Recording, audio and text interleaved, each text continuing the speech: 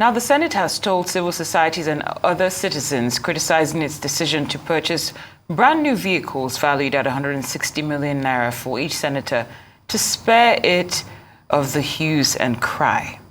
Chairman of the Senate Committee and Special Services, Karimi Sunday, said the decision to purchase the vehicles for all senators is not unusual and done in secrecy, stressing that it was thoroughly evaluated and based on a feasibility study carried out by the Procurement Department of the National Assembly.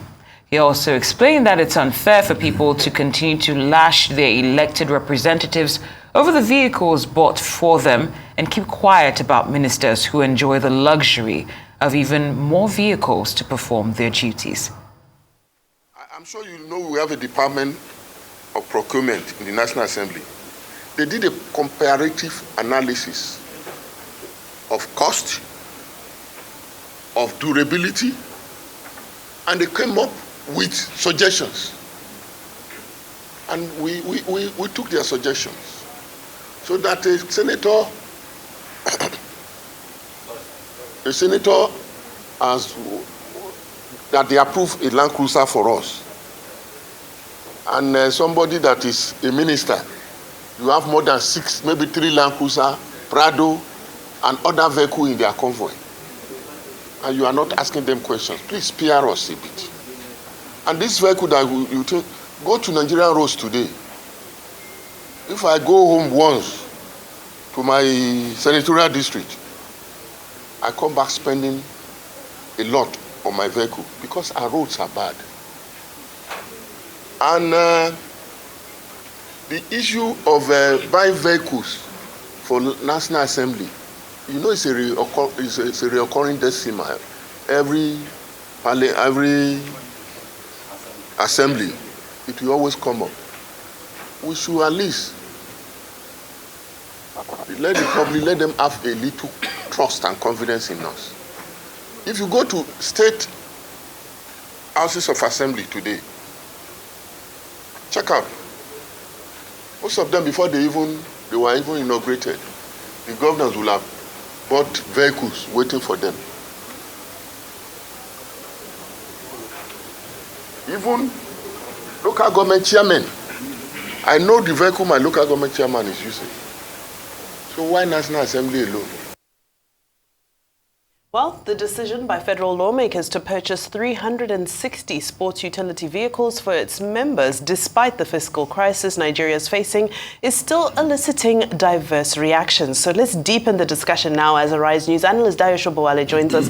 Good afternoon, Mr. Sobowale. A warm welcome. Good afternoon. It's always great. Nice to be as usual. Yeah, it's great to have you as always. Well, as I said in the intro, let's deepen the discussion. So many reactions. What are yours? Yes. I will react to you first. To me? Yes. You see what is called fiscal irresponsibility now. You are lambasting the minister for putting that 400 million for prisoners to get out of prison. This is the real issue you are talking about. You see, and you see the attitude of the distinguished senator when he was saying it, you see that he missed the point totally. You get me? Because he blamed ministers, the state ministers instead of senators. We went to the state assembly and put the governors and parliamentarians there in trouble. I think this is a case of ignorance, fiscal irresponsibility, and lack of any knowledge about public accountability. You see, he has not seen the problem the way we have seen it, this particular senator. Because everybody knows what is on the ground. We are talking of removal of fuel subsidy, sacrifice. The president has been living on borrowed time in terms of the patience Nigerians have had and the confidence they have in his leadership. This sort of statement by this senator can erode all of that in one fell swoop. So I wonder why he should speak like that. He's displaying crass levity about the problem. You see, and this is not the first time. When I was preparing for this, in 2009, the Senate Majority Leader said the same thing. That one even says an insult for Nigerians to think that they cannot afford Jeep. This was bad enough. You had this one now, a Nigerian senator, saying that anytime he goes to his constituency, he has to spend money.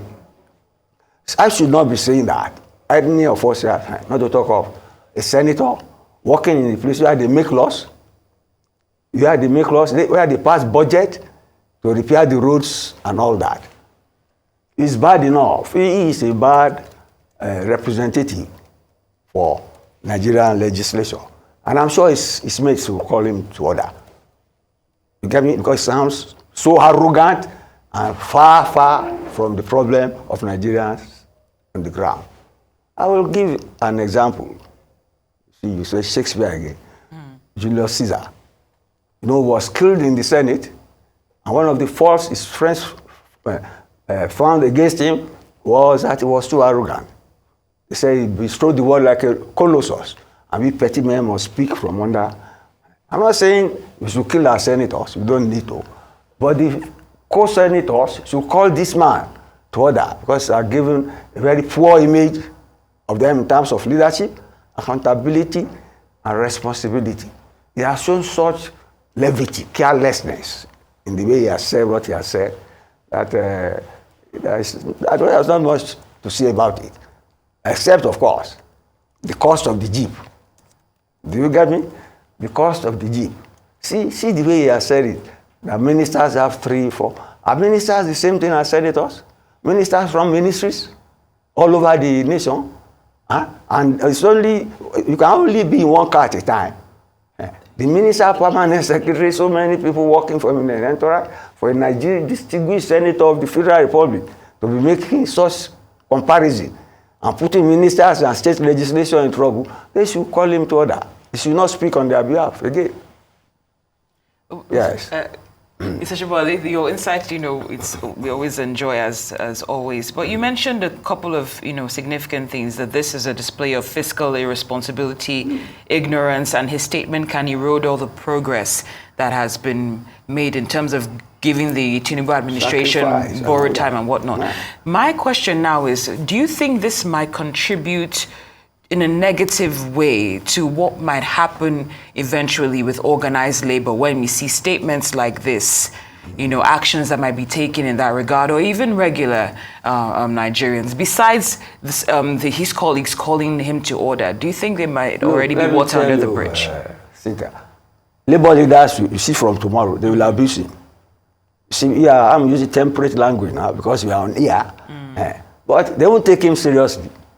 Because it shows abject poverty of idea and knowledge of what is on the ground.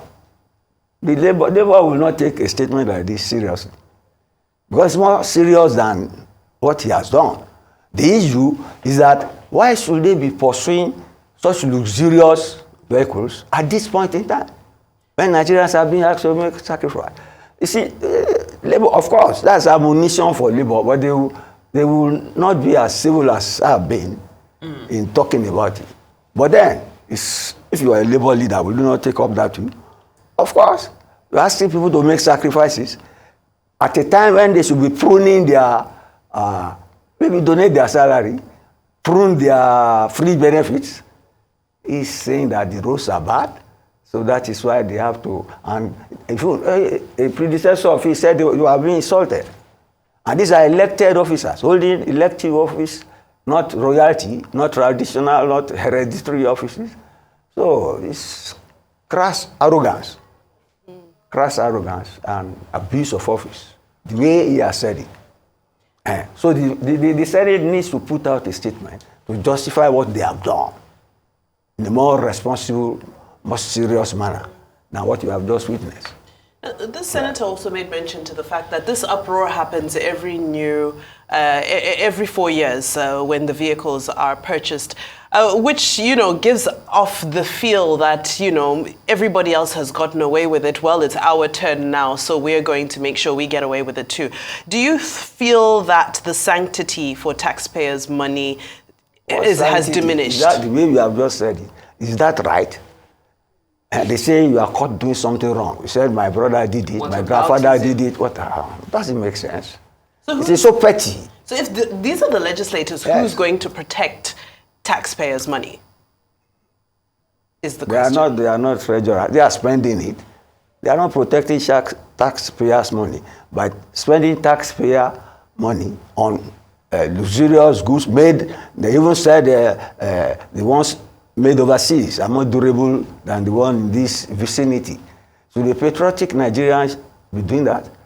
When to get us out of our trouble, we need to produce everything we eat, drink, wear, go out in, have a productive industrial base, and then export and earn a currency. But he's saying the opposite. He's saying the opposite. There's no need for us to argue much. It's an irresponsible statement. And this does not portray good, responsive leadership expected of a legislature anywhere, not to talk of Nigeria, at this point in time. Very well said. Yeah. Arise analyst, Mr. Dayo Sobowale, thank you for your time and insight. We appreciate you as always here on Newsday.